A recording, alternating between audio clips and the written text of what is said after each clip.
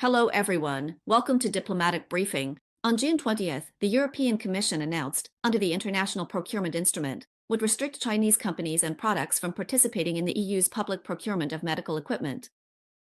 China's Ministry of Commerce responded, stating that an investigation into EU investment barriers, released in January, showed the EU continues to set up barriers for Chinese companies in public procurement and investment. This time, the EU has disregarded the goodwill and sincerity repeatedly expressed by the Chinese side through bilateral dialogues, and has stubbornly pressed ahead, using unilateral tools to build new protectionist barriers. This not only harms the interests of Chinese companies, but also seriously undermines fair competition. China is strongly dissatisfied with this and firmly opposes it. We urge the EU to immediately correct its wrongful actions, and China will take measures to resolutely safeguard the legitimate rights and interests of Chinese enterprises. The spokesperson reiterated that this year marks the 50th anniversary of diplomatic relations China-EU. China is willing to approach matters from broader perspective. China-EU economic trade relations, implement consensus reached by leader sides, continue to work with EU through dialogue consultation to properly handle economic trade frictions, stabilizing confidence expectations. China-EU business cooperation. Under pressure from Trump's tariffs, the EU could have quickly eased relations with China to use as a bargaining chip in negotiations. However, European Commission President Ursula von der Leyen is a typical anti-China politician. Although her attitude toward China has softened somewhat after Trump's return to office, she still cannot overcome her own inner obstacles.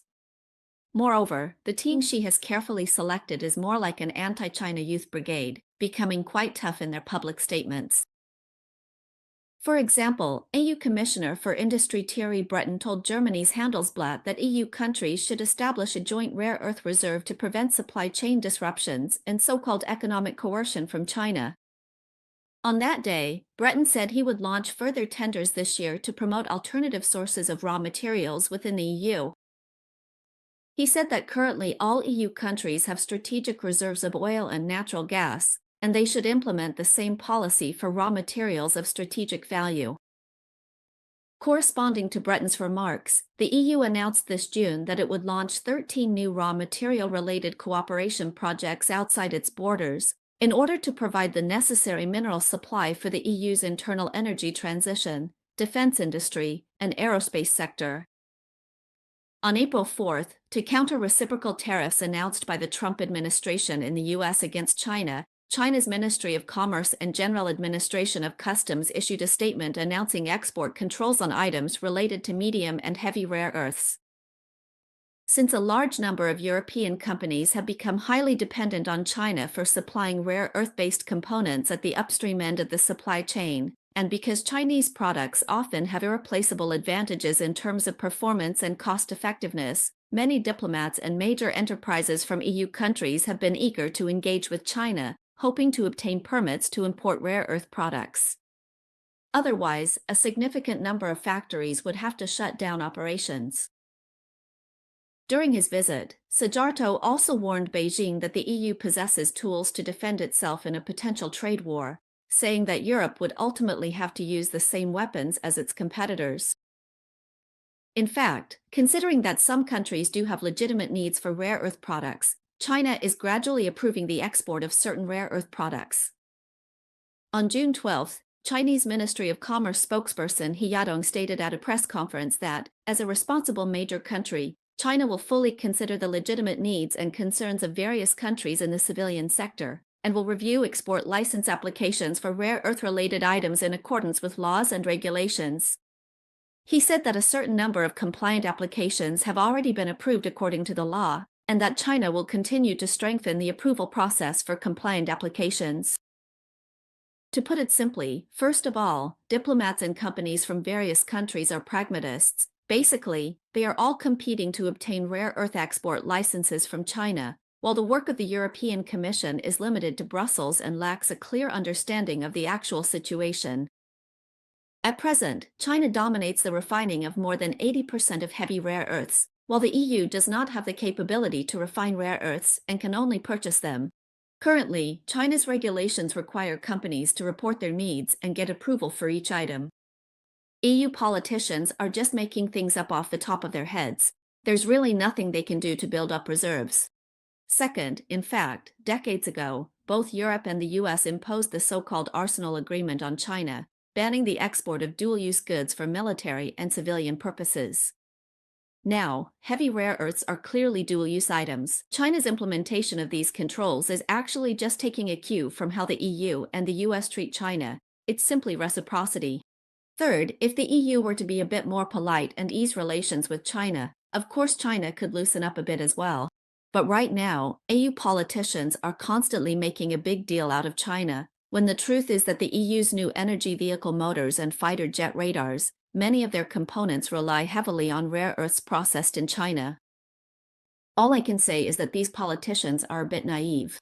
Take drones as an example. The EU is also facing a lack of competitiveness, and once China imposes export controls, EU companies have no choice but to admit they're not as skilled. To safeguard national security and interests, China tightened its drone export controls last September. According to a Nikkei Asia report on June 24, since then, the prices of drone components shipped from China to the US have, in some cases, tripled or even increased more than that. A French buyer told the Financial Times that European manufacturers are lagging behind China in terms of technology. They tried to produce European drones but couldn't reach the same technical level as China. The Chinese government issued an announcement in July 2024 regarding the optimization and adjustment of drone export control measures, with the new regulations taking effect in September of the same year.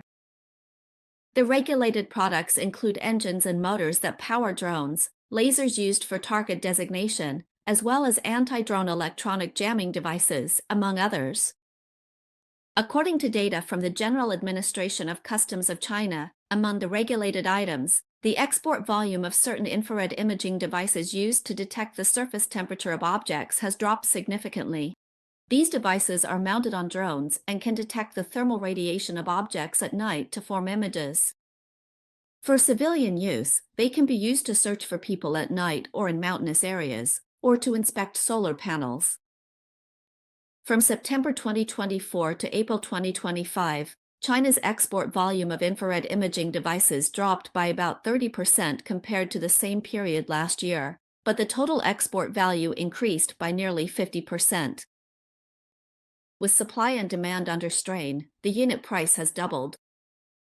Meanwhile, exports to the largest market, the United States, fell by about 60%, but the unit price rose by 3.5 times. Other drone components have also been affected. The global export volume of inertial measurement devices, which are sensors needed to stabilize flight, dropped by 80%, while the unit price doubled. The unit price of drone DC motors rose by about 30%, and AC motors increased by 16%. According to the Financial Times, under China's drone export controls, the prices of components have soared. When a French military drone manufacturer tried to import thermal imaging cameras from China, the supplier quoted a price that was double what it used to be.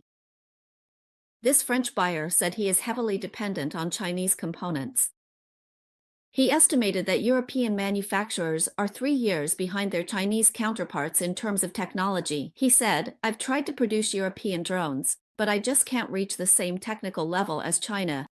According to data from drone market research agencies, 70% to 80% of commercial drones worldwide are made in China, which also dominates the production of key components such as sensors and speed controllers. A report released by the Center for Strategic and International Studies, CSIS, in December last year pointed out that DJI is the world's largest commercial drone manufacturer, holding a 90% share of the US commercial drone market. Not only are Chinese drones more affordable, but their technological level is also significantly higher than that of American drones. However, as Chinese drones became popular in the US, some American politicians began to make unreasonable accusations against them. In 2017, the US Pentagon banned the military from using DJI drone products, citing so-called data security concerns, and imposed sanctions on the company that lasted for a year.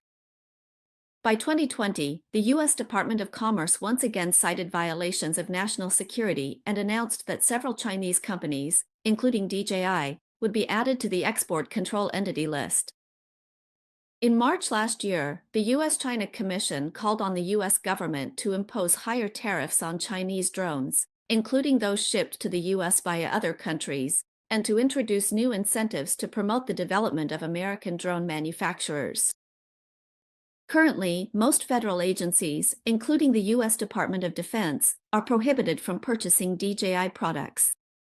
Regarding U.S. accusations and sanctions, China's Ministry of Foreign Affairs has made it clear it firmly opposes the U.S. broadening national security concepts, using discriminatory lists under various pretexts, unreasonably suppressing Chinese companies, and undermining normal China-U.S. economic and trade cooperation. Based on several observations, first, although China's control over drones appears to have reduced the number of exports, the continued market demand has driven up prices, so the total export value has actually increased compared to the same period last year. In other words, for Chinese companies, the controls have not led to lower profits. This reflects the increased value brought by China's high-tech capabilities. Second, another set of figures shows that exports to the largest market, the United States, have dropped by about 60% in volume, but the unit price has increased by 3.5 times. In fact, this is the best countermeasure against the United States. If you look at high-end chips from the US, it's the same situation. When they're sold to China, limited quantities drive up the unit price. Now, American companies also have to pay higher costs to purchase Chinese components. Third, this is a classic seller's market.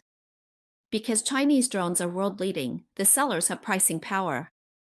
In the past, it was the West, led by the United States, that held the pricing power, but now China can set prices in certain fields. This is also the reality that the United States and the European Union cannot accept. The conclusion is that strengthening ourselves is the true path to success. Look at Europe. Usually they complain that Chinese products are cheap and lack technology, but once the supply is cut off, they realize they're in trouble.